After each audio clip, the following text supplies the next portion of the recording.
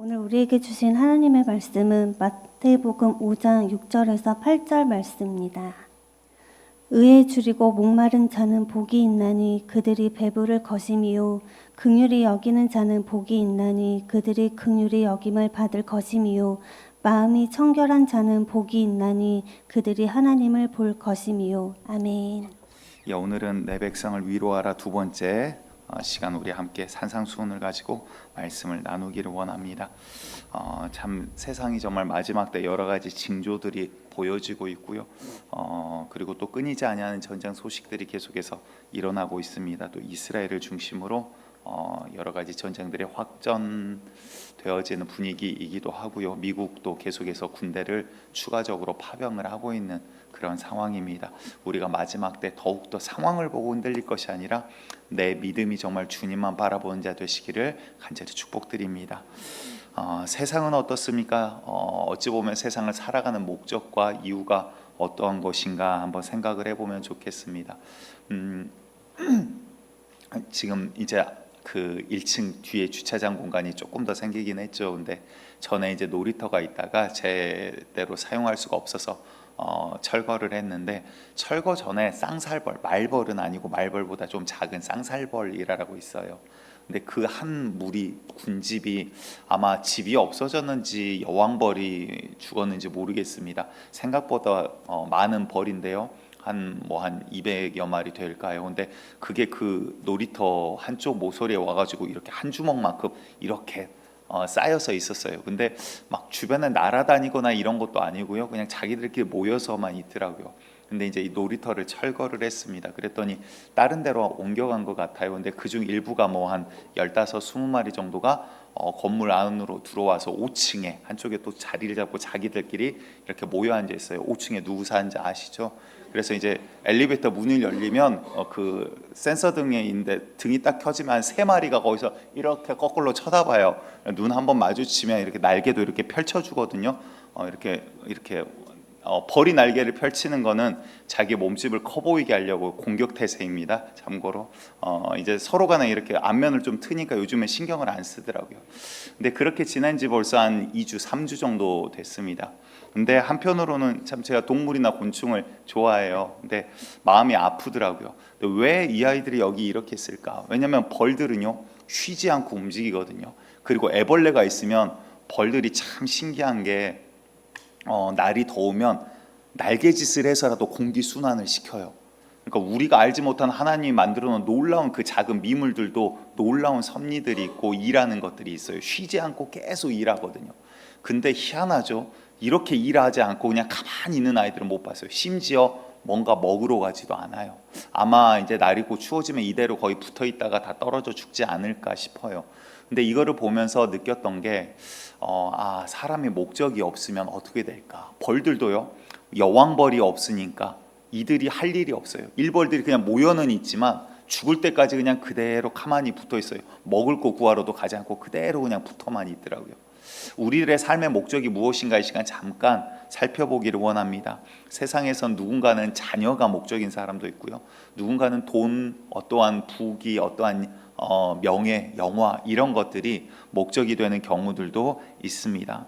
우리가 보고 있는 이 산상수훈의 배경은요, 예수님께서는 믿지 않는 사람들에게 지금 이야기를 하고 계시는 게 아니라 유대인들, 더욱이 성경을 잘 알고 있는 자들에게 이 말씀을 하고 계십니다. 이 배경을 잠깐 살펴보았더니 이 시대에 예수님을 잘 믿는 유대인, 특히 그 가운데 바리새인들이 어떠한 목적으로 살아가는지 보았더니 그들은 하나님의 영광을 위해서 살아감이 아니라 자기의 명예를 위해서 살아가고 있는 사람이더라라는 거예요. 그래서 사람들이 자기를 높여주고 칭찬하고 어머 어떻게 저렇게 거룩하게 살까, 어쩜 저렇게 말씀대로 살까, 이 모습에 자기가 어깨가 올라가서 우쭐하며 사는 그 목적으로 사는 사람들의 인정을 바라고 사는 사람들이었다라는 것이죠. 하나님의 말씀 율법을 주었습니다. 그랬더니 거기에서 그러니까 실제로는 율법 이거는 율법이야 라고 이렇게 주신 게 아니죠. 근데 거기에서 이제 율법을 이 바리새인들과 사람들의 학자들이 만들어냅니다. 그래서 나중에는요 성경 말씀이 없지만 안식일을 지키라 그 말에서 이제 어떻게 뽑아내냐면 하루 몇 보 이상 걸으면 이거 일이야, 걷지 마. 음식하면 이거 일이야. 이날은 음식도 하면 안 돼. 이런 것들이 이제 다 만들어내기 시작해요. 왜 만들어낼까요? 목적이 무엇이라고요? 자기를 위한 거거든요. 내 명예와 내 이름을 위한 거거든요. 그러니까 이 율법이 잘못된 게 아니라 이런 것들을 통해서 너희는 이런 거 못하지, 우리는 이런 거 지켜. 우리를 조금 더 추앙해. 우리를 조금 더 존경해. 지금 이게 이 사람들의 속마음의 목적이었다라는 것이죠. 지난 시간 잠깐 생각해 보시기 바랍니다. 율법의 목적은 무엇이라고 했죠? 율법은 무엇을 깨닫게 함이라? 죄를 깨닫게 함이라. 율법은 희한해요. 하나님의 말씀이고 잘못된 게 없어요. 그런데 율법으로 구원받은 사람은 전 인류상 단 한 명도 없더라라는 것이죠. 그런데 하나님께서 이 율법을 주신 목적이 무엇입니까? 우리가 죄인인 걸 깨닫게. 다시 말해 율법이 없으면, 법이 없으면 어떨까요? 내가 범죄를 해도 죄인지를 몰라요. 우리나라 언제부턴가 간음죄가 지금 없어졌죠. 성립이 안 되죠. 물론 이혼할 때는 그게 뭐 재산 분할에는 창작이 됩니다. 하지만 실제적으로 이제 범죄, 헌법에 어긋난 범죄로 들어가진 않아요. 여러분들 그러니까 이게 죄라고 여기나요? 도덕적으로는 뭔가 가치를 느끼겠죠. 그런데 법으로는 이제 더 이상 죄가 아닌 거예요. 여러분 동성애 문제도 마찬가지입니다.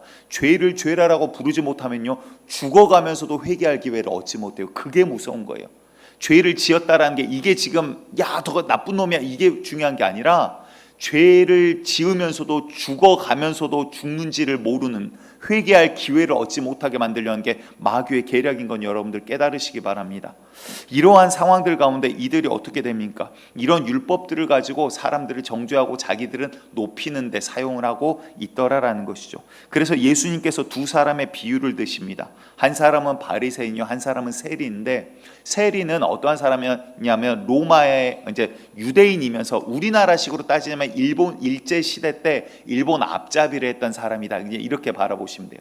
그러니까 세금을 걷는데 더 착복을 해야 돼요. 그래야지 위에도 주고 중간에도 뇌물 주고 자기도 먹고 살 거 챙기고. 그러니까 사람들이 볼 때는 유대인들의 피를 빨아먹는 사람이 세리예요.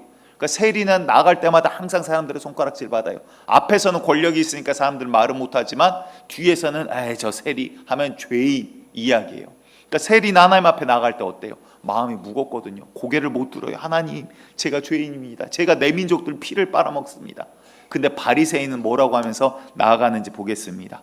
누가복음 18장 11, 12절을 우리 함께 읽겠습니다. 시작. 바리새인은 서서 따로 기도하여 이르되 하나님이여, 나는 다른 사람들 곧 토색, 불의, 간음하는 자들과 같지 아니하고 이 세리와도 같지 아니함을 감사하나이다. 나는 일해에 2번씩 금식하고 또 소득의 11조를 드리나이다 하고. 아멘. 이 바리새인이 신앙생활을 잘하고 있습니까? 못하고 있습니까? 여러분들 보시기엔 어때요? 이 사람은 토색하지도 않고요, 불의하지도 않고요, 간음하지도 않았대요. 그리고 자기는요, 일해에 1번씩, 2번씩, 그러니까 일주일에 이틀을 금식을 하는 거예요. 그리고 소득의 11조를 정확하게 쪼개서 드리는 거예요. 이 사람 신앙생활 잘해요, 못해요? 잘해요. 천국 가요, 못 가요? 근데 예수님이 바리새인들 보고 뭐라고 이야기를 하시죠? 이 독사의 자식들아, 이 회칠한 무덤아, 겉은 회를 칠해놔서 그냥 번지라는데 속은 시체 썩어가는 이 악독이 가득한 자들을 지금 이렇게 이건 욕에 가까운 말이에요. 이런 이야기를 하시더라라는 거예요.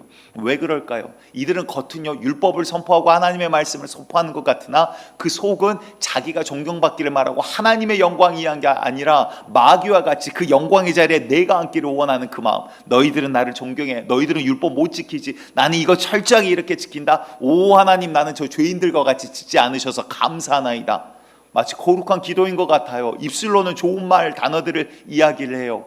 하나님, 나는 일해에 1번씩, 일해에 2번씩 이렇게 금식 기도도 하고요, 11조 철저하게 헌금 띄어먹지 않고 이렇게 드립니다. 하나님 저 잘했지요. 그런데 예수님께서는 이 독사의 자식들아 이러더라라는 거예요. 왜요? 율법의 역할이 뭐라고요? 죄를 깨닫게 함이라. 다시 말해 무슨 말입니까? 우리의 신앙생활은요, 내가 죄인이구나가 알아지면서부터 시작이 되는 거예요. 내가 죄인이가 깨달아지지 않으면 예수가 필요 없어요. 내가 아프지 않은데 의원을 왜 찾아요? 내가 지금 뭔가 심각한 문제가 있구나 할 때 의사를 찾게 되듯이, 아 내가 죄인이구나, 이 말은 나는 예수가 분명히 필요한 자구나, 그때서야 깨달아지더라라는 거예요. 예수님께서는 이 율법을 말하는 자들에게 오늘 이 산상수훈 이후에 마태복음 5장 21, 22절에 이렇게 이야기를 하십니다. 우리 함께 봅니다. 시작. 옛 사람에게 말한 바 살인하지 말라. 누구든지 살인하면 심판을 받게 되리라 하였다는 것을 너희가 들었으나 나는 너희에게 이르노니 형제에게 노하는 자마다 심판을 받게 되고 형제를 대하여 나가라 하는 자는 공회에 잡혀가게 되고 미련한 놈이라 하는 자는 지옥불에 들어가게 되리라. 아멘. 우리 예수님이 직접 이야기하십니다. 너 율법 잘 지켰어? 그래, 너희 살인하지 말라 잘 지켰어? 간음하지 말라 잘 지켰어? 그래, 잘 들어봐. 살인하지 말라, 너희가 살인 안 했지? 아유, 저는 그런 죄 지은 적 없습니다. 이러한 유대인들에게 지금 말씀하시는 거예요. 나는 죄 지은 게 없는데요, 선생님. 이런 유대인들에게 이야기하시는 거예요. 우리 주님은 너희의 중심까지도 바라보신 주님이야. 너희가 형제를 보고 지금 미워했냐? 나아가 바보라고 욕했냐? 형제를 막 미워하고 저들을 어떻게 막 악독한 마음을 먹었냐? 이거 지옥에 가는 죄야. 살인자와 똑같은 죄야. 살인자는 겉으로 드러난 죄지만 그 살인자의 마음과 네 마음은 지금 똑같아. 하나님 보실 땐 너라 살인자는 다를 게 없어. 너는 지금 죄인이야, 이야기를 하고 계시는 거예요. 왜? 율법을 주셨는데 죄를 깨달아 하나님 앞에 돌아오라, 회개하라, 엎드리라, 살아라 라고 간절히 말씀하시는데 나는 죄가 없는데요, 지금 이러고 있는 거예요. 유대인들이, 특히 바리새인들이. 여러분들, 우리가 교회 다니다고 거룩해진 거 아닙니다. 우리는 죄인인데 예수 그리스도의 피의 은혜로 주님 앞에 지금 이 시간 나아가는 겁니다. 아멘. 그 은혜를 기억하는 자가 감사를 하는 거예요. 그 은혜를 아는 자가 주님을 찬양할 수가 있게 되는 거예요. 이 은혜를 모르면요, 내가 죄인인 걸 모르고 죄인이 구원받은 것을 알지 못하면, 야, 한번 말로 나를 한번 즐겁게 해봐라, 감동시켜봐라, 설교 얼마나 잘하나 보자, 교회 가서 찬양 얼마나 잘하나 보자, 이 교회는 뭐가 좋은가, 사람들 친절한가 보자. 여러분들과 구원과 아무 상관없어요. 여러분들 영혼이 지금 구원받는 게 첫 번째 문제다, 지금 이 말입니다. 주님께서는 지금 이렇게 기준을 높여서 이야기하십니다. 이성을 보고 음욕을 품는 자, 지나간 여인을 보고 음욕을 품는 자마다 이미 너희는 간음한 자야. 너희는 이미 율법을 어겼어. 너희는 이미 죄인이야 라는 이야기를 하고 계십니다. 여러분들, 우리가 하나님 앞에 나아갈 때, 말씀 앞에 설 때 첫 번째로 내가 죄인인 게 깨달아지는 은혜가 있기를 축복드리겠습니다. 지난 시간에 이어서 우리가 산상수훈을 계속 보도록 할 텐데요, 마태복음 6장 오늘 첫 번째 말씀을 보았더니 의에 줄이고 목마른 자가 복이 있다라고 이야기를 하십니다. 이러한 자가 배부를 거래요. 영어로는 be filled, 채워질 거라고 이야기를 하고 있습니다. 무슨 말일까요? 여러분들, 세상에서 말하는 의와 하나님의 의는 조금 차이가 있습니다. 물론 여기에서 말하는 의도 옳은 것, 의로운 것을 이야기를 합니다. 그런데 하나님의 의는 무엇입니까? 하나님의 의는 율법이요, 세상의 기준으로 대볼까요? 옳은 것을 찾아볼까요? 지금 예수님께서 뭐라고 말씀하셨는데요? 살인하지 말라, 형제 보고 미워하는 자, 나가라는 자, 지옥불에 떨어져, 바보라고 욕하는 자, 시기했던 자, 너희는 지옥불에 떨어져. 그렇다면 이 가운데 지옥 가지 않을 자 누구 있습니까? 여러분들 살면서 친구 형제 한 번도 미워해 본 적 없으신 분 계십니까? 시기해 보지 않는 분 계십니까? 마음 가운데 쟤 왜 저럴까? 김 집사 저거는 왜 이런 지가 저만 나쁜 놈 또 돼갑니다. 좀 사실대로 좀 호응을 해주고 이렇게 대답을 해주셔야 돼요. 여러분들, 죄를 지었으면서도 바리새인처럼 이렇게 거룩한 척 이렇게 계시면 서로 간에 이제 관계가 복잡해지는 거예요. 그런데 여러분들, 정말 우리의 마음과 신부까지 보시는 주님께서 우리 가운데 음욕을 품지 않는 자, 너희 가운데 간음하지 않는 자 없다라고 말씀하지 않습니까? 율법 가운데 의롭게 여김을 받을 자, 하나님의 영광에 도달할 자 아무도 없다라고 주님께서는 말씀을 하고 계시다는 거예요. 첫 번째 주어진 은혜는요, 의의 시작 역시 내가 죄인임을 깨닫는 데서부터 시작이 되더라라는 것입니다. 무슨 말일까요? 하나님의 의는 먼저 답을 말씀드리고 시작합니다. 예수 그리스도 안에 있는 믿음이 하나님의 의입니다. 이게 무슨 말입니까? 우리는 죄인이에요. 그게 무슨 말이에요? 나는요, 하나님 앞에 설 때 지옥에 갈 수밖에 없는 자예요. 죽을 수밖에 없는 자예요. 하나님은요, 말씀하셨습니다. 죄를 짓는 자 이렇게 해라. 죄를 지은 자 반드시 보응하리라. 죄 앞에 내가 반드시 이를 벌하리라. 주님께서 말씀하십니다. 하나님께서 말씀하신 것은 하나님께서 반드시 지키세요. 그 말은 무슨 말입니까? 죄인은요, 반드시 벌을 받게 되어 있어요. 지금 이 세상에서 벌을 이야기하는 게 아닙니다. 하나님 앞에서의 심판을 받게 되어 있어요.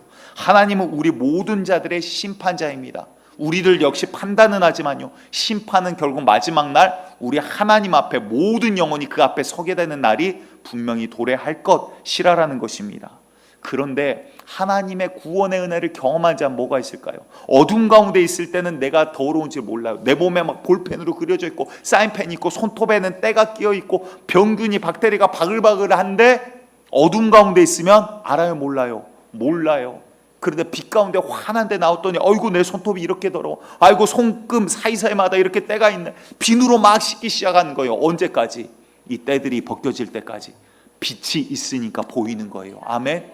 빛 가운데로 왔더니 내가 죄인인 게 그제서야 보여지고 느껴지기 시작해요. 여러분들, 내가 죄인인 게 모르는 것은요, 아직 예수님을 만나지 않았다란 말일 수도 있어요. 예수님을 만나는 은혜가 있기를 축복드립니다. 그런데 이 말은 무슨 말입니까? 좀 이따 긍휼을 이야기하면서도 말씀을 드리겠지만, 여러분들, 우리가 죄인이란 말은요, 지금 남들 보고 손가락질할 자격이 사실은 우리에게는 없어요. 그 말은 우리 여러 가지 문제가 있고 지금 사회적으로 이슈가 있고 10월 27일 날 이제 전국 교회들 연합을 해서 광화문에서 기도 집회를 하기 위해서 지금 여러 가지 계획 가운데 있습니다. 그런데 그 가운데서도 여러분들, 우리가 동성애 자는 사랑과 긍휼로 여러분들 품어주셔야 돼요. 아멘. 야, 목사가 또 어떻게 속일까 몰라갖고 아멘이 선뜻 안 나와요. 그렇죠? 사랑과 긍휼을 이야기하는데 아멘이 안 나와요. 동성애 자는 사랑과 긍휼로 여러분들 보셔야 돼요. 그게 뭐냐? 막 나보다 낫고 막한 죄를 지어서 그 불쌍히 보자가 아니에요. 우리랑 똑같은 죄인이에요. 하나님 보실 때는요, 거짓말한 놈이나 신구 미워한 살인자나 동성애자나 똑같은 죄인들이에요. 그런데 여러분들 뭐가 달라요? 친구 미워한 죄 하나님 싫어하시는 거라고 그랬죠. 이건 지옥 가는 죄라 그랬어요. 음욕을 품는 거 죄이라 그랬어요. 하나님께서 미워한 거라 그랬어요. 여러분, 동성애도 마찬가지예요. 죄예요. 동성애자는 그 사람은 긍휼하게 보되 죄는 긍휼과 자비의 대상이 아니에요. 이거는 저주받을 일이고 하나님이 싫어하신 일이에요. 이거는 가증한 것이라고 하나님께서 말씀하셨어요. 죄는요, 가까이 하지 말라, 쳐다도 보지 말라라고 이야기하고 계십니다. 여러분들, 그게 무슨 말일까요? 불의한 우리가 예수 그리스도의 피의 은혜로 구원을 받았어요. 짧은 문장이지만 여러분들 잘 새기셔야 돼요.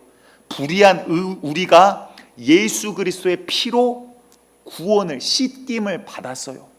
자, 예를 들어서 우리 하나님 재판장입니다. 근데 사람 가운데 여러분들, 내가 어떠한 피해를 받았어요. 우리 집사님이 이렇게 한번 이야기를 들어볼게요. 제가 나쁜 놈 역할을 해볼게요. 제가 우리 집사님에게 큰 피해를 입혔어요. 제가 뭔가 나쁜 일을 해가지고 큰 피해를 입혔어요. 근데 여기 계신 우리 집사님이 재판관이에요. 판사. 딱 재판관을 갔는데, 어이 집사님, 나 강 목사 몰라? 그랬더니 재판관이, 어유 목사님, 그러면 목사님 무죄. 아유, 재판 이거 하고 말 것도 필요 없어. 그냥 목사님 무죄. 그러면 이분은 공의로운 재판관입니까? 불의한 자입니까? 불의한 자죠. 이분 입장에서 어떻겠어요? 아니, 지금 기소를 했는데, 고소를 했는데 재판장이랑 안다란 이유로 아무것도 묻지도 따지지도 않고 그냥 무죄 끝나버렸어요. 자, 하나님 입장에서 죄인을 바라볼 때 죄는 내가 반드시 보응하리라. 죄는 피 흘림이 없이는 사함이 없다라고 말씀하셨어요. 이미 선포를 하셨음에도 불구하고 하나님께서, 야, 나는 긍휼과 사랑의 하나님이 아니냐? 니네 묻지도 따지지도 않고 천국으로 내가 다 들여보내줄게. 야, 내가 사랑의 하나님인데 너희를 어찌 지옥에 보내겠냐? 다 그냥 천국 들어와. 죄 괜찮아, 내가 눈 감아줄게. 그렇다면 긍휼과 사랑의 하나님일지는 모르지만 불의한 하나님이요, 믿을 수 없는 하나님이에요. 신뢰할 수 없는 하나님이라 이 말이에요. 우리 하나님은 긍휼과 사랑과 동시에 공의와 자비와 또한 정의의 하나님이에요. 의의 하나님이에요. 하나님은 스스로의 말씀을 어기지 않으신다 이 말이에요. 다시 말해서 피 흘림이 없이는 사함이 없다. 죄가 있는 자는 주님 앞에 설 수가 없는 거예요. 이 죄는 반드시 보응을 받아야 돼요. 근데 우리가 그대로 보응을 받으면 우리는 저주받아 지옥에 갈 수밖에 없는 저주받은 존재가 되어버렸어요. 우리 스스로 죄 가운데 넘어져서 우리를 살리기 위해 죄 없는 자를 대신 죽이십니다. 이거는 강한 길의 죄야. 예수야, 네가 받아. 이거는 누구의 죄야? 누가 받아? 이거는 농교회 누구 집사의 죄야? 예수야, 네가 받아. 그래서 우리들의 죄값을 예수의 손에 못을 박았다 이 말이에요. 그래서 예수의 피로 우리의 죄를 씻겨서 우리를 주님 앞으로 불러주신 은혜예요. 아멘. 하나님의 의는요, 이것이에요. 하나님의 정의는요, 이것이에요. 정의를 꺾지 않으시면서, 불의하지 않으시면서, 모든 말씀을 이루어가시면서 죄값을 치르셨다 이 말이에요. 그래서 예수님께서도 십자가에 달리셔서 테텔레스타이, 내가 모든 것을 지불하였다라는 이야기를 하시고 숨을 거두십니다.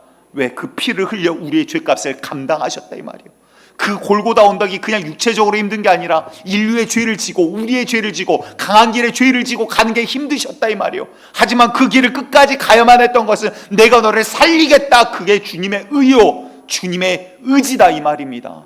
여러분들 하나님의 의가 우리 가운데 있기를 간절히 축복드립니다.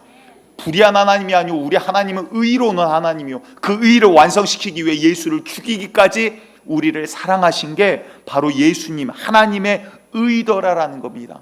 그러니까 이 예수님 죄 사함을 받고 예수님을 만났더니 그 다음 뭐가 보여요? 내 죄가 더 선명히 보여요. 아니 죄가 얼마나 무서운지 이제 알겠는 거예요. 옛날에는요 여러분들 세상 보세요. 처음 어렸을 때 거짓말할 때 어머니 앞에서 그냥 덜덜덜덜덜 떨면 막 눈도 똑바로 못 쳐다보고 뭐 거짓말을 막 겨우겨우 막 숨 꼴딱꼴딱 하면서 거짓말 티를 다 내면서 하죠. 나중에는 우리가 얼마나 뻔뻔해집니까? 거짓말을 하면서도 거짓말 티를 안 내고 해요. 그만큼 우리가 양심이 무뎌져 버리는 거예요. 죄를 지으면서도 이제 죄가 죄까지가 않는 거예요. 여러분들 그것뿐입니까? 우리가 이제는 죄를 즐겁게 짓는 세상을 마귀가 만들어놨어요. 그래서 하나님이 싫어하시는 타락의 길을 가면서 야 쾌락을 위해서 살자 즐겁게 사자 하나님을 멸시하면서 살면서도 그게 죽는 길인지 모르고 그렇게 살자 이렇게 살자 저렇게 살자 내가 내 마음대로 내 몸 갖고 마음대로 즐기고 사는데 야 이게 인생이지. 남들은 미련하게 일요일날 저거 예배 드린다고 갖고 놀지도 못하고 쉬지도 못하고 저게 뭐 하는 짓이냐. 죽는 길인지 못하고 지금 그렇게 가고 있더라라는 거예요. 마귀는요 문화를 그렇게 만들어놔요. 그래서 너희는 세상 풍조를 쫓아 라고 이야기하는 거예요. 과거에서 벗어나라. 너희는 죄와 허물 가운데 죽었으나 이제는 돌아와라. 내가 너희를 위하여 피 흘려 살렸다 이 말입니다. 여러분들 그러니까 이 은혜를 경험한 자는 어떻겠어요? 죄를 바라볼 때 죄가 무서운 거예요. 왜? 그 은혜 때문에 누가 지금 십자가에 돌아가셨어요? 예수님이 십자가에 못 박히신 거예요. 이 죄라라는 것 때문에 예수님이 죽으셔야만 하는 거예요. 다른 길이 있었다라면 예수님이 죽으실 이유가 없어요. 근데 그 길 외에는 우리를 구원할 길이 없으니 우리의 죄값을 치르지 않으면 불의한 하나님이 돼버리니 하나님 스스로 불의할 수 없으니 의를 이루셨다 이 말이에요. 그 은혜 가운데 이 은혜를 아는 자 첫 번째는 그러기에 우리가 죄와 싸워갈 능력이 생긴 겁니다. 은혜를 아는 자가 죄와 싸워나가는 거예요. 야 죄와 싸우랬더니만 어금니 꽉 깨물고 율법자들이 그랬는데 다 실패했어요. 다 몇 백 명이 아니라 수만 수십만 명이 다 실패했어요. 내가 이 꽉 물고 내가 죄 안 지으리라 분명히 실패합니다. 내 의지로는 이길 수 없어요. 마귀는 절대 가만히 안 둬요. 영적인 싸움과도 우리는 힘으로 이길 수가 없어요. 하지만 그 은혜를 아는 자 예수가 나 때문에 저 십자가에 달렸구나 저 손의 못을 내 죄 때문에 박았구나 아는 자는 죄를 두려워할 수밖에 없더라 이 말이에요. 그 다음에 두 번째 무엇입니까? 깨달아지는 게 뭐예요? 그러니 이제 감사가 있어요. 난 죽을 수밖에 없는 자인데 저 십자가에 내가 달려 죽었어야 되는데 예수님께서 내 대신 죽으심으로 나를 살리셨구나. 그러니 여러분들 그 감사로 주님 앞에 올려드리는 게 찬양 아닙니까? 노래 잘 부른다고 찬양이 아니에요. 음악 뭐 악기 한다고 찬양이 아니에요. 음악을 통해서 주님 앞에 영광 올려드리는 게 찬양이더라 이 말이에요.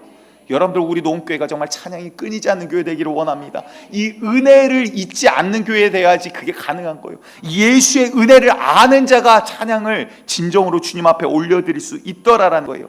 그러니 로마서 3장 22절에 하나님의 의를 이렇게 말씀하십니다. 시작. 곧 예수 그리스도를 믿음으로 말미암아 모든 믿는 자에게 미치는 하나님의 의인이 차별이 없느니라.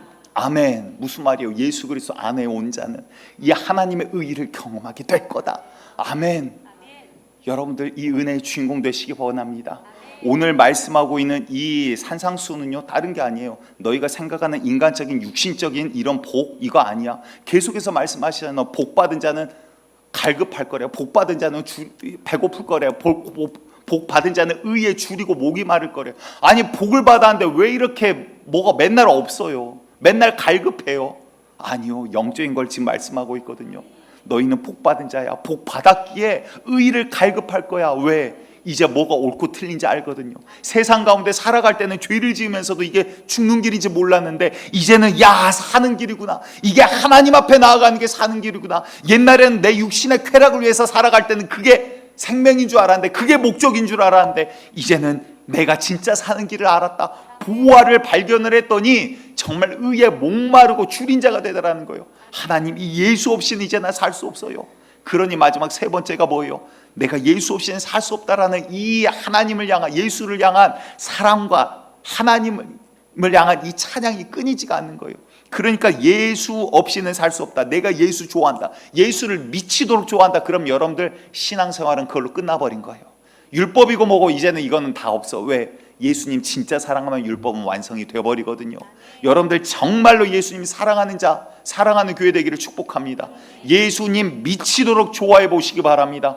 그러면 신앙생활은 끝나버려요. 영적인 싸움은 싸움이 되지 않아요. 누가 와서 부딪혀도 나는 예수밖에 없어. 다른 거 다 뺏겨가도 그래 조금 아까워. 그래도 예수면 나는 좋게. 아멘. 여러분들 예수로 기뻐할 수 있는 자 되시기 바랍니다. 하나님께서 사람을 지으실 때요, 우리에게 생기를 불어넣으세요. 흙으로만 지으신 게 아니라 생명이 되도록 우리를 만들어요. 우리를 영적인 존재로 지으셨다는 거예요. 그 말이 무슨 비밀이 있냐면, 하나님이 영이시잖아요. 창조주이신 하나님과의 교제가 끊기면 영적인 공급이 끊겨요. 내 육체는 살아있지만 안에 있는 영의 공허함은 다른 어떤 걸로도 채울 수가 없어요.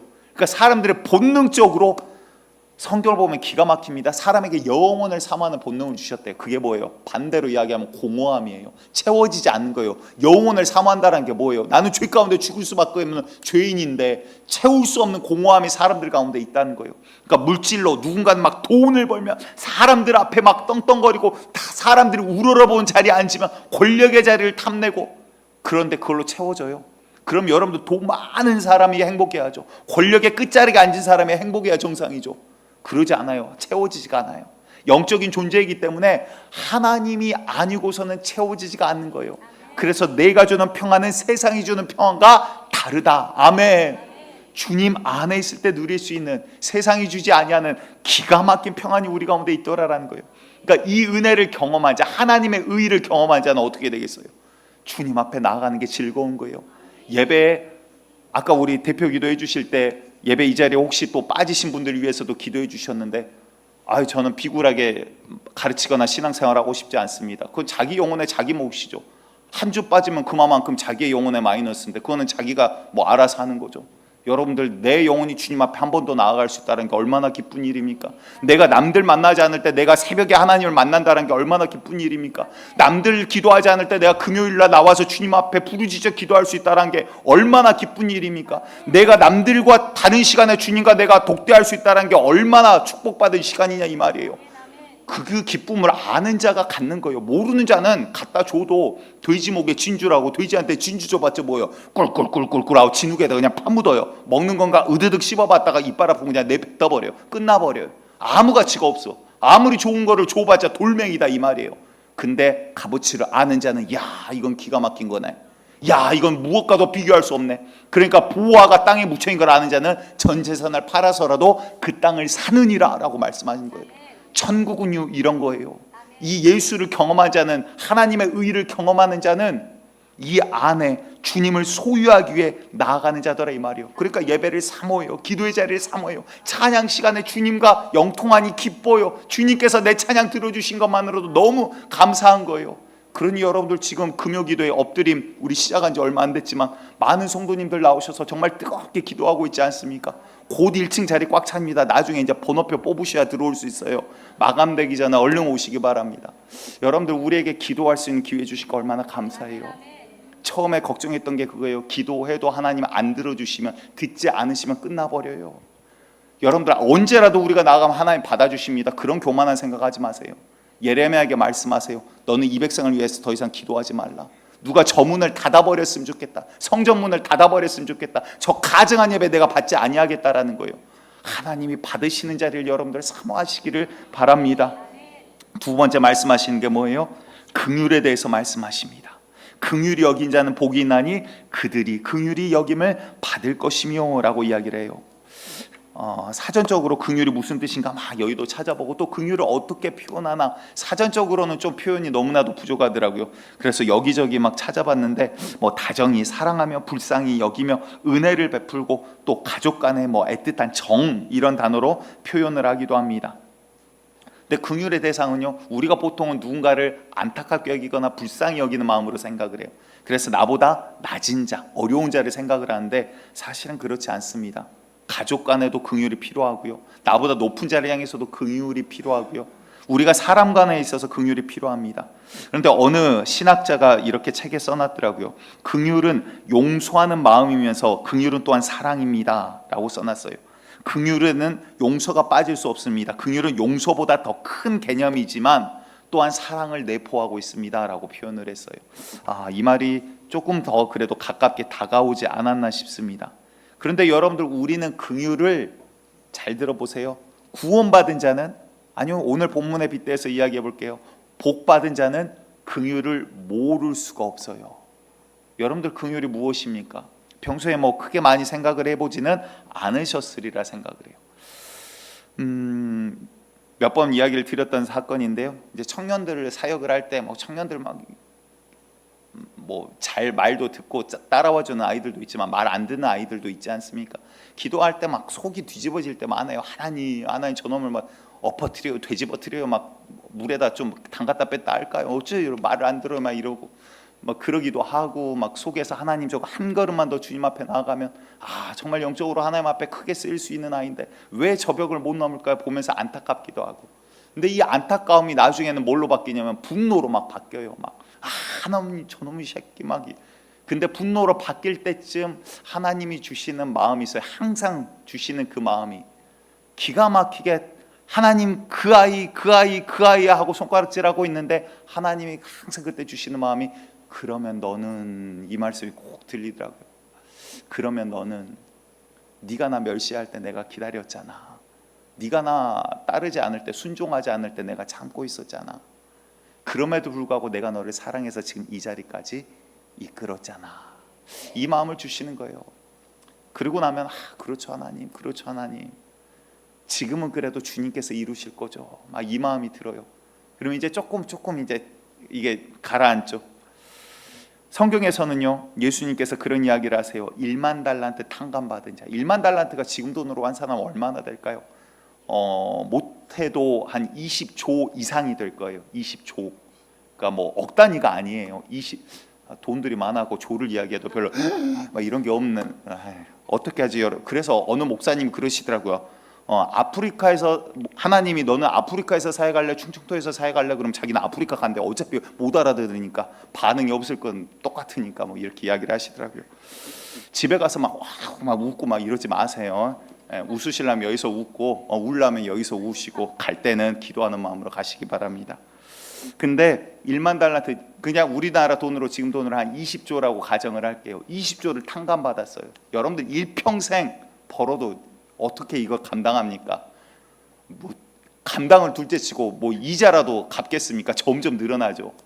근데 나가면서 자신에게 100데나리온 빚진 자를 만나요. 100데나리온은 얼마일까요? 작게 잡으면 몇백이고요, 많이 잡으면 이제 몇천만 원이에요. 그런데 그 자의 멱살을 잡고, 야 네가 지금 나한테 몇천만 원을 안 갚어? 1억은 끌고 가서 지금 옥에다 가둬버린 거예요. 이 소식을 임금이 듣고, 야 그놈 다시 불러와, 나도 네 죄를 그러면 탕감하는 거야, 나 취소할게, 너 그냥 옥에 다시 가. 이 이야기를 해요. 무슨 말일까요? 중요한 것은요, 복받은 자라란 말은요, 지금 여기에서 긍휼히 여기는 자가 긍휼히 여김을 받을 거야, 이 이야기가 아니에요. 너희는 이미 먼저 복을 받았잖아. 너희 가운데 긍휼을 이미 경험했잖아. 하나님 앞에서 너희는 이미 20조도 넘는 돈을, 지금 생명이라는 것을 이미 탕감받았잖아. 너는 긍휼을 이미 입었잖아. 여러분들 한번 생각해 보시기 바라요. 하나님께서 죄 짓는 대로 바로바로 심판한다고 생각을 해봅시다. 오늘 이 자리에서, 2024년 이 자리에서 서로 우리 얼굴 마주 볼 수 있는 자 있을까요? 아니요. 제가 볼 때는 태어나서 3살 되기 전에 아마 거의 다 단명할 거예요. 그게 무슨 말이에요? 오늘 우리가 숨 쉬는 건요, 하나님의 긍휼과 은혜입니다. 하나님께서 그냥 살려주신 거예요. 죄인을 구원하시려고 살려주셔서 이 자리까지 불러주셨다라는 거예요. 그 은혜를 너희가 경험했잖아. 그런데 너희 가운데 어떻게 긍휼이 없을 수 있냐? 마귀는요, 그래서 우리의 구원을 뺏어가기 위해서 긍휼을 도둑질해 갑니다. 여러분들, 내 마음 가운데 긍휼이 없어졌다, 내가 긍휼이 여김이 없다라는 것은 무슨 뜻이냐면요, 내 가운데 구원이 없다라는 뜻이기도 한 거예요. 내가 구원의 감격을 잃어버렸다는 거예요. 구원 자체를, 예수님과의 관계가 완전히 깨어졌다라는 말이기도 한 거예요. 여러분들, 우리 가운데 긍휼이 다시 살아나기를 축복드립니다. 전도도요, 우리가 VFP 초청잔치 하지만 누누이 말씀드립니다. 하나님 영광 위해서, 하나님 기쁘시게 하기 위해서. 그런데 그 바탕이 되는 마음이 뭐냐? 긍휼한 마음이 없으면 VFP 초청잔치가 안 돼요. 여러분들, 내 옆에 지체, 지옥 갈 자를 향한 긍휼한 마음이 없으면 그 영혼을 위해서 여러분들 기도가 됩니까? 매일 1시간 그 영혼을 위해서 기도하셔야 우리가 살릴 힘이 생겨요. 영적인 싸움은요, 마귀는 지금 뺏기지 않으려고, 자기 자식을 뺏기지 않으려고 어떻게든 지금 교회 못 가게 만들 거예요. 그걸 뭘로 이길 거예요? 여러분들 무엇으로 이길 거예요? 여러분들 기도밖에 없습니다. 하나님께 구함으로 나아가야 됩니다. 그래서 우리가 기도하는 거예요. 그런데 이 기도가 어떻게 나와요? 긍휼한 마음이 없으면 기도가 안 나오는 거예요. 그래서 여러분들 사무엘상 12장 23절에서도요, 사무엘 선지자가 이런 이야기를 합니다. 나는 너희를 위하여 기도하기를 쉬는 죄를 여호와 앞에 결단코 범하지 아니하고, 기도하기 쉬는 죄를, 너희를 위해서 내가 끊이지 않고 내가 죽을 때까지 기도하겠다라는 각오예요. 왜 그럴까요? 무슨 빚을 졌길래? 아무런 빚이 없어요. 악한 일을 행한 게 없어요, 사무엘 선지자가. 그런데 왜 이거를 죄라고까지 이야기하면서 내가 너희를 위해서 기도하겠다 그럴까요? 중보의 마음도 기도의 마음이에요. 여러분들 긍휼의 마음이 없이는, 말을 제가 잘못했습니다. 긍휼의 마음이 없이는 중보도 할 수가 없는 거예요. 중보기도도요, 긍휼한 마음이 있는 자가 할 수 있는 거예요. 그냥 와서 지금 우리 누구를 위해서 기도합시다, 나라를 위해서 기도합시다. 그런데 그 마음 가운데 주님께서 주신, 주님을 경험한, 구원을 경험한 긍휼의 마음이 없이는요, 이 기도를 할 수가 없더라라는 거예요. 과거에 우리나라에 큰 영향력을 끼친 한 목사님이 계셨습니다. 서울의 큰 교회를 잘 하셨고요, 또한 청년들 사역을 하셨습니다. 그런데 여성 스캔들 문제가 좀 불거졌어요. 교회 장로님들이 목사님에게 이런 몇 가지 지적을 했습니다. 근데 그 목사님이 이제 두말하지 않고 죄송합니다 하고 그냥 사임하고 내려왔어요. 그래서 참 많은 기독교인들이, 믿지 않는 자들이 아니에요, 기독교인들이 그 목사님 손가락질했어요. 사실은 저도 안 좋게 말한 사람 중 하나예요. 그때 사람들이 야, 목사가 어떻게 이야기를 했어요, 교회에 있는 사람들이. 그런데 어느 날 이찬수 목사님 설교를 듣는데 그렇게 이야기를 하시더라고요.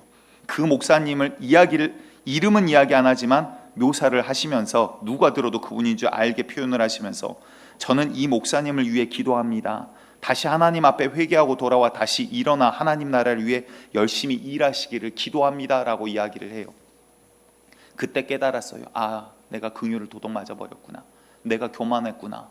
내가 오히려 하나님과의 문제가 있는 것은 나였구나. 여러분들, 긍휼이 깨어졌다는 건 내가 지금 하나님과의 관계에 문제가 있다는 거예요. 내 안에 긍휼을 도둑 맞았다는 건요, 내가 지금 세상 풍조 가운데 마귀 자식 돼 갖고 남들 정죄하는 일 가운데 하고 있다는 소리예요. 우리 가운데 긍휼이 살아나기를 간절히 축복합니다. 성경에서도 예수님 앞에 바리새인들과 사람들이 예수님을 시험하기 위해 가늠하다 잡혀온 여자를 데리고 와요. 이걸 어떻게 손가락질 하나 보자. 그런데 여차체에서 사정들을 다 하시죠. 예수님께서 바닥에다 끄적끄적 하시고 죄 없는 자가 먼저 돌로 치라 그랬더니 자기들의 죄를 깨닫고 다 돌아갑니다. 그리고 나서는 이 여인에게 예수님이 하시는 이야기예요. 요한복음 8장 10절 11절 함께 읽습니다. 시작. 예수께서 일어나사 여자 위에 아무도 없는 것을 보시고 이르시되, 여자여, 너를 고발하던 그들이 어디 있느냐? 너를 정죄한 자가 없느냐? 대답하되 주여, 없나이다. 예수께서 이르시되, 나도 너를 정죄하지 아니하노니 가서 다시는 죄를 범하지 말라 하시니라. 자, 잘 보세요. 동성애자도 마찬가지예요. 하나님께서는 이 가늠한 여인을 긍휼히 보세요. 그렇죠. 우리 예수님께서는 긍휼함으로 이를 받아주세요. 그런데 죄는 받지 않으세요. 다시는 죄를 짓지 말라. 그 죄가 너를 죽이는 거야. 그런데 나도 너를 정죄하지 아니하노라. 나는 너를 살리기 위해서 온 자야 라고 이야기를 하시는 거예요. 여러분들, 정말 우리 마음 가운데 그리스도의 마음이 있기를 원합니다. 주님을 닮아가는 마음이 우리 가운데 있기를 축복드립니다. 요즘 사회는요, 저와 여러분들에게서 긍휼과 자비의 마음을 뺏어가려고 마귀가 얼마나 노력하는지 몰라요. TV를 잘 보시기 바래요. 언론을 잘 보시기 바래요. 뭔가 타겟 하나만 생겼다 그러면 있는 것 없는 것 다 해가지고 어떻게든 사람을 깔아뭉개서 없애버리려고 막 쏴붙이기 시작합니다. 그랬다가 또 막 반대 언론이 일어나면 또 언론 따라서 야, 그럼 또 사람을 그렇게 막 핍박하면 되냐? 또 욕했던 사람들을 막 몰아붙이기 시작합니다. 그 중심을 봐보세요. 그 가운데 긍휼이 있나요? 없어요. 틈만 보이면 어떻게든 갈기갈기 찢어발겨버리려고 우는 사자와 같이 지금 달려드는 거예요. 그게 뭐예요? 여러분들 그거를 자꾸 보다 보면요, 그리스도인들도 긍휼을 잊어버려요. 야, 저 나쁜 놈, 정죄하기만 하지. 정죄는 아무나 할 수 있어요. 하지만 용서는 능력이 있는 자가 하는 거예요. 긍휼은요, 주님의 자비와 긍휼을 경험한 자가 가질 수 있는 거예요. 우리 가운데 정말 그리스도의 긍휼이 있기를 간절히 축복드리겠습니다. 이 긍휼을 도둑맞지 않는 자가 구원 가운데 자기의 믿음을 유지한 자이기 때문에 그렇다라는 거예요. 전에 어느 큰 교회 이제 세미나 때문에 갔었습니다. 근데 거기에 이제 재미있는 프로그램을 중간에 만들어 놨어요. 남성부 5명이 첫날 나왔습니다. 누가 봐도 그 교회 중진 분들이신 것 같아요. 지긋이 나이도 드셨고요. 또 뭐 젊으신 분은 한 50대 정도 돼 보이시는 어느 사업가도 계셨고. 근데 이제 자기 소개를 하는데 한 분이 이제 이야기를 해요. 근데 이름 대면은 알만한, 전국적으로 알만한 회사의 사장님, 회장님이에요. 그런데 이제 자기가 어느 뭐 현대 계열의 어떤 이런 것을 맡고 있는 이제 자기 소개를 합니다. 그리고는 자기의 이야기를 이제 쭉 이제 이야기하듯이 토론회하듯이 이야기하면서 이야기를 하는데 저는 지난 수년간 두 집 살림을 했었습니다라고 이야기를 해요. 자기의 과거들 이제 이야기를 합니다. 그러니까 쉽게 말해서 바람을 피웠던 거죠. 뭐 돈은 있겠다, 뭐 이제 살림을 두 집 살림을 하는 거예요. 근데 그러면서 이제 그러던 과정에 자기 아들이 갑자기 여자를 데리고 왔어요. 근데 여자가 이제 임신을 해가지고 데리고 왔는데 술집 여성분이세요. 그러니까 이제 막 화를 내고 이 결혼 절대 안 된다. 아들이 결혼하겠다고 이제 데리고 왔는데 이 결혼 절대 안 된다. 쉽게 말해서 이제 애 띄고 여기는 돈 주고 내 보내라, 지금 이거예요. 우리 집이 어떤 집인데 이러고 막 화를 역정을 냈대요. 그리고 나서는 그 다음에 이제 교회에 가서 기도를 하는데 하나님이 그러시더래요. 뭐라 그러셨을까요? 그러면 너는, 야, 무서운 말이죠. 그러면 너는, 그 앞에서 엉엉 울면서 회개를 했답니다. 그리고 나서 이제 중간 여러 가지 이야기했는데 건너뛰고 결론은 마지막에 그렇게 이야기해요. 지금 우리 교회에서 그 예쁜 며느리가 신앙생활 너무나도 잘하고 있어요 라고 이야기를 해요. 여러분들 긍휼한 마음이 없이는 하나가 될 수가 없는 거예요. 주님께서 긍휼히 여기지 않으셨다면 우리도 주님 앞에 나아갈 수가 없는 거예요. 우리가 사실은 가늠한 여자 아닙니까? 우리가 세상에서 손가락질 할 만한 그러한 자들 아닙니까? 또 한 50대 분이신데 이분도 뭐 사업을 크게 하시는 것 같아요. 이 패널 참석하려고, 이 집회 참석하려고 그날 새벽에 한국에 도착을 했대요. 외국에 뭐 여기저기 막 바이어들 만나면서 정말 바쁘게 돌아다닌다라고 합니다. 어제 잠 한숨도 못 자고 지금 비행기 타고 왔습니다 막 이러면서 이야기를 해요. 그런데 그분이 자기소개를 하면서 저는 결혼이 지긋지긋한 사람입니다 라고 하면서 이혼을 수도 없이 하셨더라고요.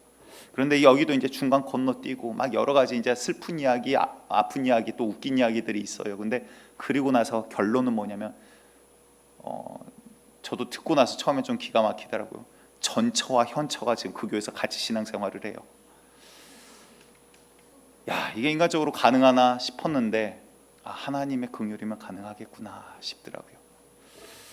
남자들만 너무 기죽지 마시기 바랍니다. 그 다음 날에 여성분이 등장을 하셨는데요. 자기소개를 그렇게 해요. 여러분들 TV에서 꽃뱀이라고 많이 보셨죠? 제가 그 사람이에요 라고 소개를 하시더라고요. 여러분들 참 기구한 운명과 삶들이 참 많습니다. 그런데 여러분들 주님 앞에 주님의 긍휼 안으로 들어오시기 바랍니다. 그 말은요, 죄를 회개하고 살 기회를 잡으라 그 말이에요. 우리 가운데 그 긍휼을 잊어버리지 말라 그 말이에요. 내가 1만 달란트 탕감받았는데 그 은혜를 우리가 도둑맞지 않는 자, 그 자가 바로 복 있는 자라고 오늘 말씀하고 계시다라는 것입니다. 마지막으로 좀 짧게 보겠습니다. 마지막 세 번째 지금 말씀하시는 것은요, 마음이 청결한 자가 복 있는 자야, 그가 하나님을 볼 것이야 라고 말씀을 하고 계십니다. 마음이 청결하다, 마음이 깨끗하다라는 게 무엇일까요? 짧게 그냥 바로 표현을 해보면 요한계시록 14장 4절과 5절에 이렇게 표현을 하고 있습니다. 함께 읽겠습니다. 시작. 이 사람들은 여자와 더불어 더럽혀지지 아니하고 순결한 자라. 어린 양이 어디로 인도하든지 따라가는 자며 사람 가운데서 속량함을 받아 처음 익은 열매로 하나님과 어린 양에게 속한 자들이니 그 입에 거짓말이 없고 흠이 없는 자들이더라. 자, 처음부터 똑같은 이야기를 하고 있습니다. 순서가 헷갈리면 안 돼요. 여기 이 말씀을, 요한계시록 말씀을 들어서 지금 말씀드리면 거짓말이 없고 흠이 없는 자들이기 때문에 복받은 자가 아니다라는 거예요. 거짓말이 없고 흠이 없어서 구원받은 자들이 아니에요. 뭐예요? 예수의 은혜로 구원받은 자들이 이러한 자들이라고 지금 말씀하고 있는 거예요. 주님께서는 지금 누구에게 말씀하신다고요? 유대인들, 특히 바리새인들에게 지금 말씀하고 계세요. 많은 사람들 가운데 율법을 달달달달 아는 사람들에게 말씀하세요. 하나님의 말씀을 몰라서 이야기하는 게 아니라 너희가 율법 지켜서 천국 가는 게 아니야. 율법으로는 아무도 구원받을 수 없어. 너희는 죄인이지만 하나님의 은혜를 아는 자, 내 죄가 얼마나 무서운지 아는 자, 내가 경험한 이 은혜가, 나를 살리신 은혜가 얼마나 큰지를 아는 자, 다시는 이 죄의 앞에 다가갈 수가 없다. 그 이야기를 지금 하고 계신 거예요. 무슨 말일까요? 여기에서 중요한 것은요, 뭐 거짓말이 없고 흠이 없고 여자와 뭐 더럽혀지지 아니하고 이게 아니에요. 가장 중요한 것은요, 어린 양이 어디로 인도하든지 따라가는 자며, 아멘. 마음이 순결하다라는 것은요, 다른 거 보지 않고 예수님밖에 보이지 않는 거예요. 복 받은 자는요, 예수님밖에 보이지 않아요. 복 받은 자는요, 예수가 너무나 좋은 거예요. 복 받은 자는요, 예수님을 사랑할 수밖에 없어요. 내가 받은 은혜 1만 달란트 탕감받은 이 은혜가 얼마나 큰지를 알기 때문에, 내가 죽고 저주받을 수밖에 없는 자를, 아니 저주 받은 자를 저주를 없이 하고 대신 받으시고 나를 살리신 이 은혜를 알기 때문에, 이 은혜를 아는 자가 주님 앞에 복 받은 자다라고 지금 말씀하고 계시는 거예요. 여러분들, 우리는 복 받은 자입니까? 교회 오면서도 누구는 그래요. 세상 가운데 서울의 큰 뭐 S 교회를 가리키면서 사업하려면 그 교회를 가야 된다. 기업인들이 많기 때문에. 또 어디 뭐 인간관계에 가려면 어디 무슨 G로 시작하는 그러한 교회를 가야 된다. 교회를 특성을 이렇게 나눠놨어요. 여러분들, 그거 망하는 길이에요. 예수님 만나야 살아요. 교회에서 예수 만나지 못하면 죽는 거예요. 교회 다니지만 사람하고 사업하고, 야 어디 가면 어떻게 하면 뭐 팔아먹고 장사 잘할까, 저주받는 길이에요. 여러분들 영적으로 깨어나셔서 정말 내가 예수 안에 있는 가장 큰 복, 예수 그리스도라는 하나님의 의를 소유한 자 되시기를 간절히 축복드립니다. 그래서 야고보서에서는요, 야고보 4장 8절에서 하나님을 가까이 하라, 그리하면 너희를 가까이 하시리라. 죄인들아, 하나님을 가까이 하는 게 뭔가 봐보세요. 죄인들아, 손을 깨끗이 하라, 회개하래요. 그리고 두 마음을 품은 자들아, 마음을 성결하게 깨끗하게 하라라. 두 마음을 품지 말라라는 거예요. 교회 와서 다른 생각하지 말라라는 거예요. 장사할 생각하지 말라라는 거예요. 여러분들, 교회에서 돈 문제 얽혀가지고 마음 상해서 나간 분들 저 많이 봤습니다. 어렸을 때부터 교회 안에서 자라면서 많이 봤어요. 다른 거 갖고 문제 얽혀가지고, 하나님은 동일하신데 다른 문제 가지고 마음 상해서 서로 욕하고 나간 사람들이 있더라고요. 여러분들, 뒤에서 웃는 게 누구겠어요? 하나님이 아이고 내 자녀 잘했네 그럴까요? 마귀가 웃죠. 너 잘 속았다, 마지막 날 지옥에서 만나자 그러지 않겠냐고. 여러분들, 우리가 정말 두 마음이 아니라, 다른 마음이 아니라, 여기는 하나님도 하나, 물질도 하나, 양쪽 다 붙잡고 주여 도와주시옵소서, 안 되면 돈으로 해결해 버리겠나이다, 이런 거 하지 말자 이 말이에요. 정말 오직 예수만 바라보는 믿음과 신앙이 되는 자, 그 자가 복 받은 자예요. 정말 주님만 바라보기를 원합니다. 여러분들, 그런데 이 복은요, 내가 결단하고 원한다라고 되는 게 아니라 우리가 할 수 있는 게 뭐예요? 믿음도 내 마음대로 안 돼요. 그래서 주님, 내 마음 가운데 주님만 바라볼 수 있는 믿음, 아까 이야기한 말로 표현을 하면 뭐라고 할까요? 예수님 미치도록 좋아하는 믿음을 나에게 허락하여 주시옵소서. 우리들의 기도가 이제 이렇게 바뀌기를 원합니다. 맨날 이 세상 썩어 없어질 것만 기도하다가 기도 시간이 끝나버리는 게 아니라, 하나님 주님 앞에 섰을 때 나 주님 너무 보고 싶어서, 미치도록 보고 싶어서 이 순간을 고대했습니다, 그렇게 말할 수 있는 우리 농교회가 되기를 간절히 축복드리겠습니다. 성경을 봤더니요, 사도행전에 마술사 시몬이라는 사람이 등장을 해요.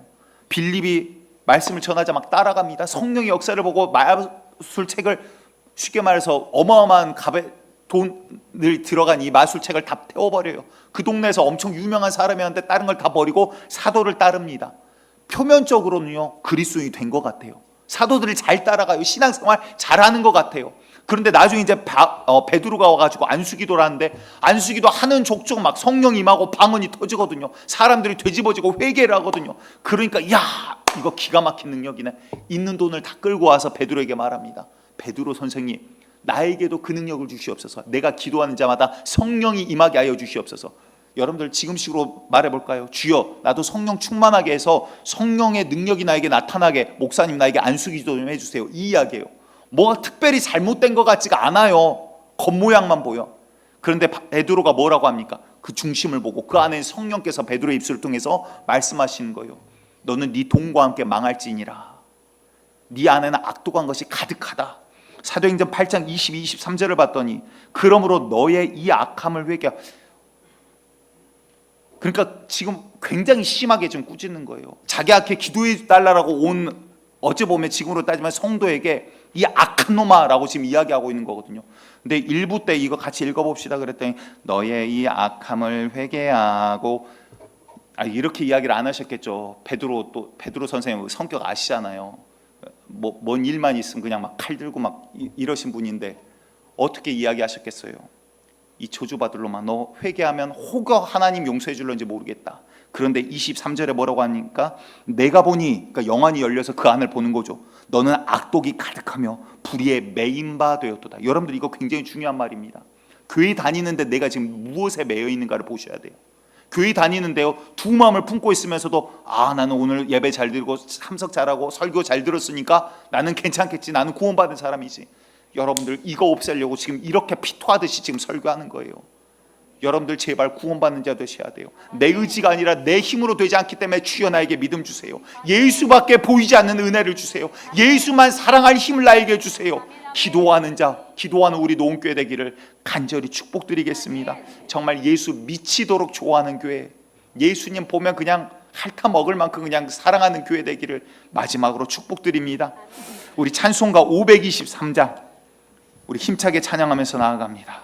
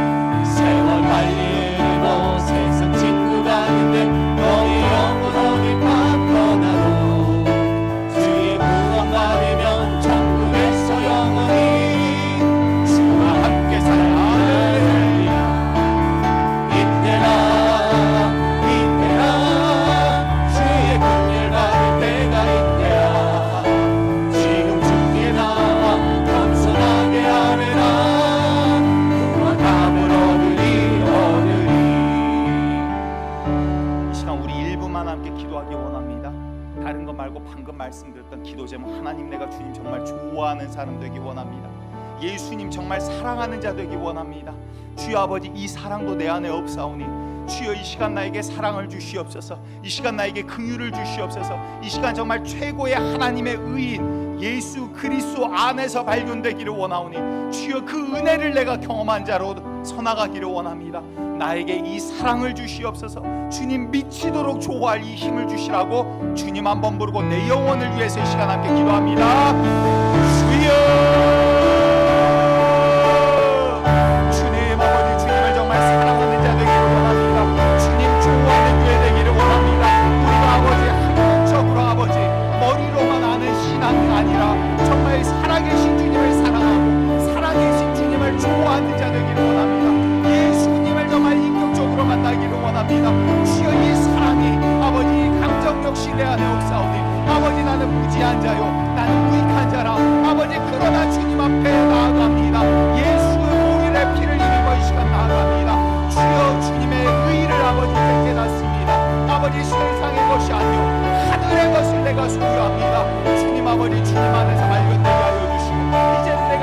없이는 살 수 없는 자, 아버지 예수 안에 발견된 자, 예수만으로 살아가는 자, 예수를 사랑하는 자 되게 하여 주시옵소서. 살아계신 하나님, 정신없이 예배 시간이 또 흘러갑니다. 하오나 이 모든 것 가운데 영광 받으실 분 주님 한 분밖에 없습니다. 주님 아버지 역사하여 주시고 부족한 자의 입술을 통하여 여러 가지 말을 짧은 시간 전하였사오나 아버지 말이 아니라 그 마음 가운데 성령님 만나 주셔서 아버지 정말 주님 사랑하는 마음을 우리에게 허락하여 주시고 정말 예수 하나님의 의신 이 예수 그리스도를 경험하는 자, 구원의 역사 가운데 있는 자, 아버지 참으로 예수의 이 구원의 보혈의 피로 깨끗이 씻겨 주님 앞에 서나가는 자 되기를 원합니다. 예수 없이는 우리는 절대 살 수 없습니다. 예수 밖에 살 길은 없습니다. 그러기에 예수를 알았던 이젠 예수를 사랑할 수밖에 없습니다. 주님을 찬양할 수밖에 없습니다. 주님 좋아서 정말 미치고 발짝 뛰도록 정말 주님밖에 보이지 않는 교회 되기를 원합니다. 주여 세상과 타협하며 살아가는 것이 아니라 예수 안에서 즐기며 살아가는 자, 그러한 신앙의 교회 되기를 원하오니 주님 사랑할 힘을 부어 주시옵소서. 이 시간도 주님 홀로 영광 받아 주시고 아버지 그 긍휼의 마음으로 VIP들 위하여 기도할 때 주여 그 다친 마음을 열어주시고 주님 구원의 손길을 뻗쳐 주시옵소서. 이 시간 또한 물질의 일부를 쪼개어 주님 앞에 마음과 정성을 담아 올려드립니다. 이 물질 전부가 주님께서 주신 은혜의 것만 우리의 육신에 먹을 것을 남기고 또한 주님 앞에 마음을 담아 올려드립니다. 그 손길과 물질의 크고 작음이 아닌 마음과 드리는 자의 그 영혼을 받아 주시옵소서. 주님께서 흠양하여 주시옵소서. 살아계신 예수님 이름으로 기도드리옵나이다. 아멘. 이제는 우리를 위하여 피 흘리신 예수 그리스도의 은혜와 만극하신 아버지 하나님의 사랑하심과 이제 우리 가운데 오셔서 역사하시는 성령님의 교통교제 내재하심이 이제 정말 주님 뜨겁게 사랑하는 순전한 마음, 두 마음 품지 아니하는 자로 예수 안에서 하나님의 의 안에서 긍휼 가운데 발견되기를 꿈꾸고 소망하고 또한 이미 그 복 가운데 서 있는 모든 노은의 성도들 머리머리 위에 지금으로부터 영원토록 함께 하시기를 간절히 축원하옵나이다. 아멘.